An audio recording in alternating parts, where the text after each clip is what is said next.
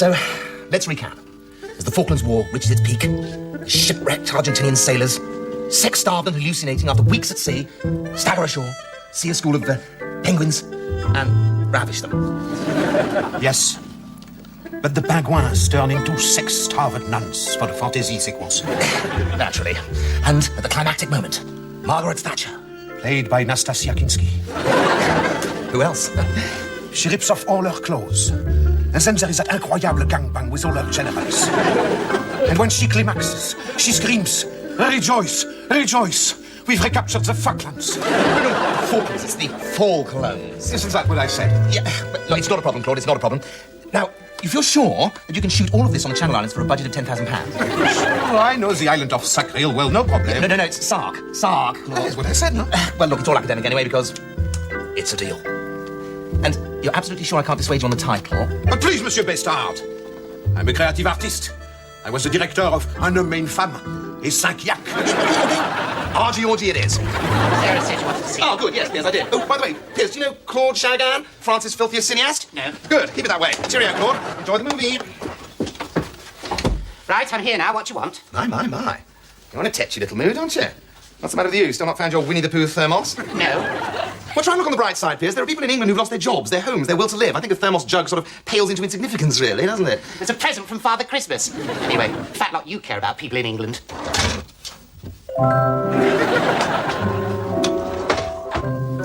You see?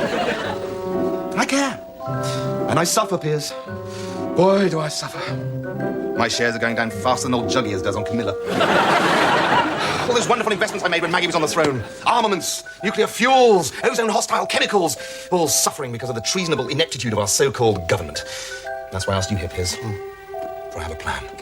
I have a plan, old pal, to bring that once great country of ours back onto her knees. Don't you mean feet? One step at a time, Piers. One step at a time. Things are so bad back in Blighty, even the Queen's had to start setting fire to her homes just to get the insurance money. So, Piers, tell me, what do you know about the Channel Islands? Now, don't tell me. They're islands, and they're in the Channel. Ah, you've been eating a lot of fish recently, haven't you?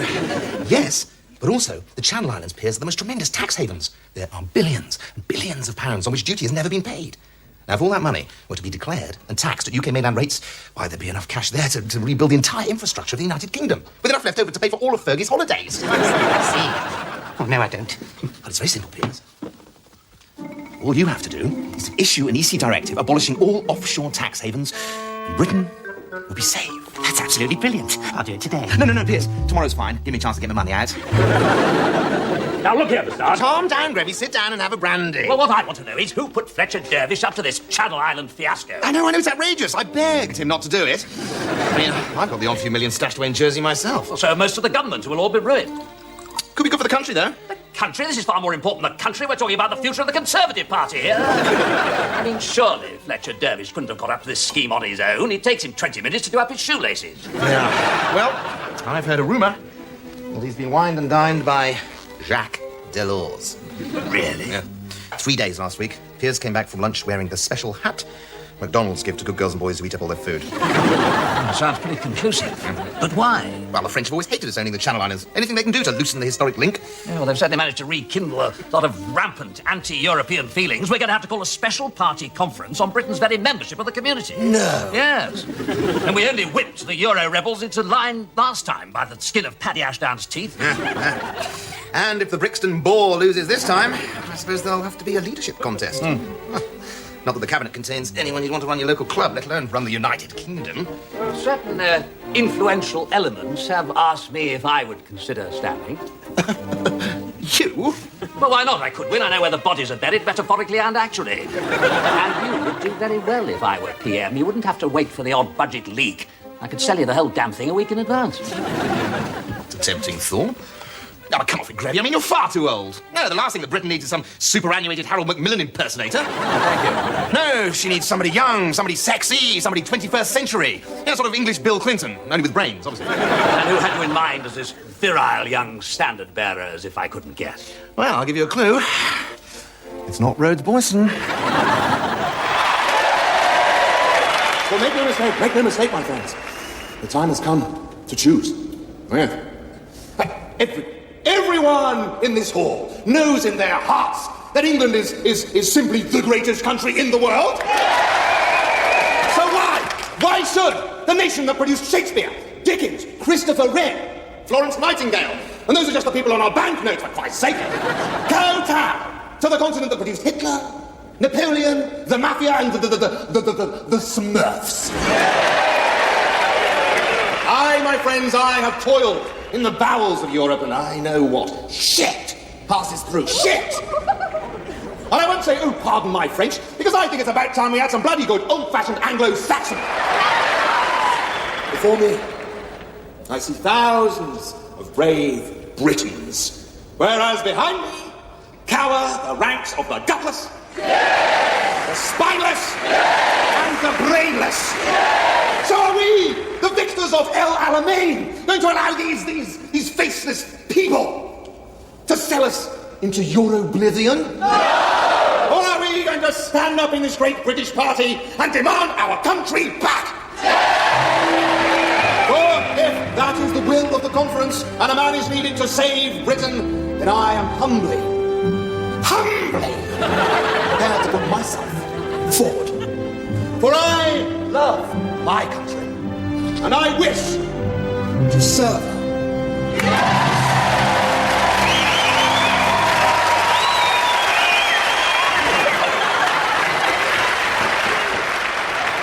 Good evening. John Major finally resigned this afternoon, 2 days after a special party conference decisively voted to leave the common market.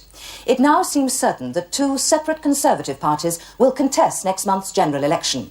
Earlier today in Brussels, John Robson, our political affairs editor, spoke to Alan Bastard, whose electrifying speech proved to be the last nail in the Prime Minister's political coffin. Alan Bastard, you've been strongly tipped to become the leader of the anti-European Tories in the election campaign, even though you have no government experience. Now, come along, John. Government experience merely means experience of compromise and failure. And I think Britain has had quite enough of that. So, do you intend to stand for a seat at Westminster? Well, I don't think it's entirely necessary, John. After all, the Ayatollah Khomeini never held formal office, yet everyone knew who was boss. Salman Rushdie. What's the address right here? It's 78. Alan, I don't think you should read that out. Oh, right. Sorry, Salman, it's just that this month's cheque's a bit late. But aren't the odds enormously stacked against you? The Labour Party will campaign on a pro-Europe ticket. Won't John Smith and the Tory pro-Europeans together have a huge majority? And it's a good point, John, and well put, if I may say so. Yes, I suppose John Smith is one of the few politicians left who has stuck rigidly by the Conservative 1992 manifesto. But I'm happy to let the voters choose between a new party, dedicated to Britain's interests, and a rag-bag of has-beens who can't wait to do to Britain what Hitler couldn't, submerged in some sort of ghastly Euro muesli. Well, I know which way I'd vote if I was an ordinary. This is John Robson. Use a 10. Or is it 9? That's 11. Oh, bugger it, I never get the hang of this European time thing. Do you honestly think you're going to win, darling? Of course, darling. I mean, the British electorate are infinitely gullible. Just ask Maggie. However, if I'm going to win, I'm going to need a beautiful, blonde, sophisticated, adoring Hillary Clinton lookalike by my side. But I'm going skiing. And as Charles always says, it's just not Gestard without Sarah Bastard. But don't worry, darling. I'll make it worth your while. After all, I'll be the first Lord of the Treasury. I'll have the keys to the Royal Mint, and it'll be the mint with a hole by the time we've finished with it. All right. But I'm not going to live in that horrid little terrace miles away from any decent shops. By horrid little terrace, I take it you mean number 10 Downing Street. Yeah. I mean, it's fine for dull little plebs like Norma Major, but I'm used to stately homes. All right, look, darling, we can just knock through to number 11. After all, I won't be employing a chancellor. No point having two pairs of hands in the till. I suppose there is always checkers. Good. However, if we're going to project the requisite sickly family image, we're going to have a baby, darling. Ooh. They take ages to make. Not the way I do it. However, we don't have a spare 9 months, so, Piers! Alan! Yeah. Yes. Listen, Piers, how old is little Gervais now? 6 months. Well, that's perfect. Sarah and I were just saying how long it is since we saw the little soldier. No. No point you coming. I'll send a motorbike for him. Hello, my darling. Oh, sorry, darling, I was miles away, reading how a tiny, brave little English army completely smashed a heavily armed, garlic-stained frog horde at Agincourt. Sorry to interrupt, my darling. Only our little son Horatio needs changing. He's done a Douglas herd. Oh, it's my turn again. Super. Oh, darling. About those 5 orgasms you gave me last night. Yes, I'm sorry I was a little under par, darling. It's just that I've been preoccupied with this party political broadcast I have to record today. Oh, darling, you're so unselfish. But not to worry. You're a wonderful politician. Yes, I I suppose I am. Oh, golly gosh, they're here already. Oh, ding-dang, diddly-do, so they are, my love. Excuse me, Preen Prof, I have to speak to the country. My fellow Britons, I am angry. I am angry that since we joined the European community, everything in the shop seems to come from Japan. Do you understand? Tang me, I don't. I mean, so what if British goods cost more and don't work quite as well as the foreign competition? If we make things in this country, you'd all have jobs. Remember jobs? Used to be big in the 60s. And we must become self-sufficient in food, too. Every park, every garden must be put under the plough so that we can never again be held hostage by those sheep-burning, froggy farmers. That's why you, oh yes, you, must vote for the New Patriotic Party. A perfect couple for a perfect country.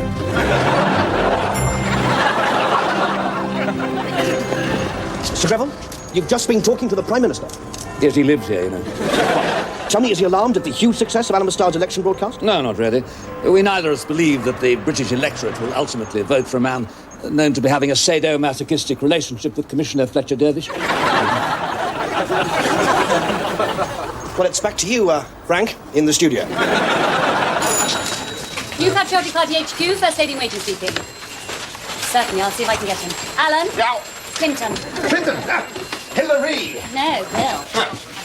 Billy boy, how are you?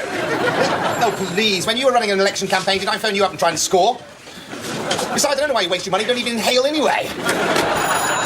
Yes. Is he? Oh, good, right, send him right now. So, how's the best man never to win the Labour Party leadership? Well, how could I be expected to defeat a tall, slim, charismatic, wavy-haired opponent like John Smith? Absolutely. Paddy, how's it going in the unpopular front to elect ugly people in off-the-peg suits?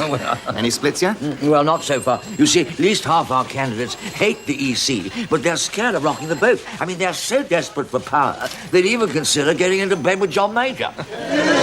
Been there, done that.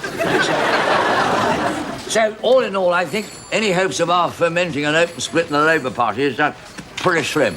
Unlike the Labour leadership, which is neither pretty nor slim. Unless we can get the EC commissioners to come up with some half-baked anti-trade union proposals in the next few days. Well, if only. I mean, the chances there must be about 1,000 to 1, isn't it? In which case, Paddy, I think you should hasten down to the betting shop. Oh, really? Oh.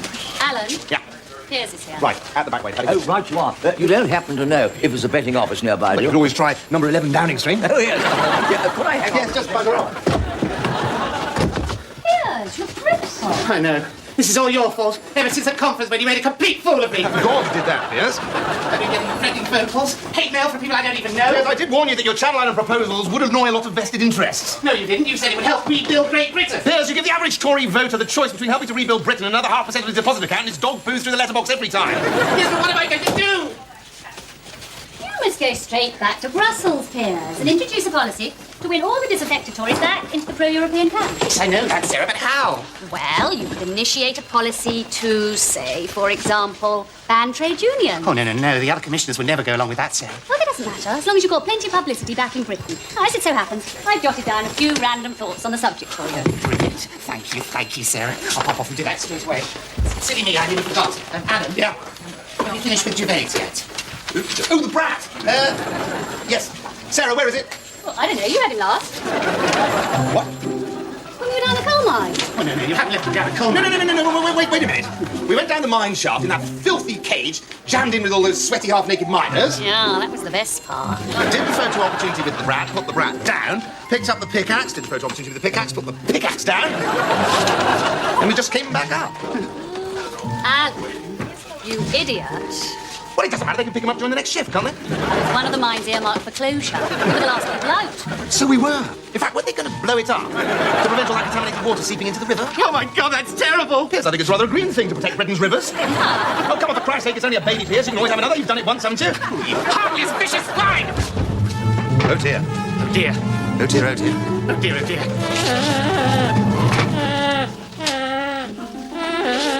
Of course! We stuck it in the filing cabinet! Oh, hello, Gervais. Don't you dare call me heartless again, Piers.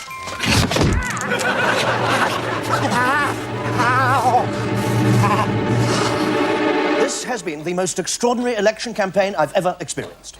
First, the Tory party split over Europe. Then, Commissioner Fletcher Dervish's anti-union proposals split the Labour Party as well. Last week, it seemed that Bastard's new patriotic front could win by a landslide. But Sir Greville MacDonald's revelations of Bastard's sadomasochistic relationship with Fletcher Dervish led to a backlash. Excuse me, John. We've just had unconfirmed reports that French soldiers are invading the Channel Island of Sark. John Robson, do you think this news will affect the election result? Well, of course it's going to affect it. Silly cat. Good old Claude Chagall.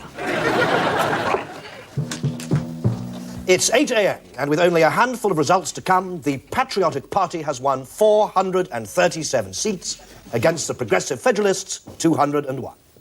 Sir Greville MacDonald, you just scraped home at Devizes. What are your feelings this morning? Oh, I'm overjoyed. In fact, if I weren't sitting here, I'd probably be dancing in the fountains in Trafalgar Square. I mean, what a bloody stupid question. Come along, Grevy. No one likes a sore loser. I don't know how you did it, Bastard. Oh, what, so I arranged the invasion of Sark, did I? Well, I'm sure no one's suggesting that, but it certainly had an impact on the result. Yes, could say that. Excuse me. Good Lord. We've just heard that John Major has lost Huntingdon, where he was defending a majority of over 34,000. This is unbelievable. Alan Bastard, do you have a message for your victorious candidate? Yes, John, I do. Well done, Sella. We knew you could do it, Chuck. Oui, François, oui. Alan, What? it's Mitterrand. He says he doesn't know anything about this suck business. Yeah. Mitterrand, I know you speak English, so listen to me. Either you get your filthy onion-festooned terrorists off our Channel Islands, or I'll send in the SAS to take out Paris. Yeah. That should boost the old portfolio. Let's have a look. Yes, there we are already. Look at that. Aerospace up 73 pence. Yay! Nuclear fuels up 93 pence. Yay! And British bomb shelter technology up 300%. That's more like it. Hey, Alan! What do you want, Peter? Peter? Of course. Call yourself peers when we were at war with France, and the peace-loving English will lynch you like a traitor. It's your own good. I am, in fact, right. Oh, no harm done. Bruises intact. Well, what a day, eh? Do you know, I never thought that by tea time I'd be Prime Minister. Yeah. No, Paddy, I'm the leader of the new Patriotic Party. But you've got to be in Parliament, you see. Under the British Constitution, you want to be Prime Minister, you've got to be an MP. I suppose you could be in the Lords, you know, Minister without portfolio. Oh, no. Alan's got a very good portfolio. Between you and me, I think the only reason he went to war with France was to push his shares up. Well, I don't think the British public really care whether their ruler is in Parliament or not. As long as he's honest, trustworthy, good-looking. 1 out of 3 isn't bad. But Her Majesty would never accept you. So what? The British people have spoken. It's me that they want as their head of state. Yes! And I think that the title of Lord Protector has a certain ring to it, wouldn't you say? Lord Protector? What, you mean like Oliver Cromwell? Yes. Yes, I believe he was the last one. But you can't! Can't! You know you can't do this to me! I'm not a socialist! Alan, that was incredible. And we do that to anyone. Of course we can, Sarah. The entire country is now her plaything. Hello, Alan Bastard's headquarters, Peter Fletcher Dervish speaking. Oh. Alan. It's Buckingham Palace. The Queen says she's ready to receive you now. Well, then tell her to come here.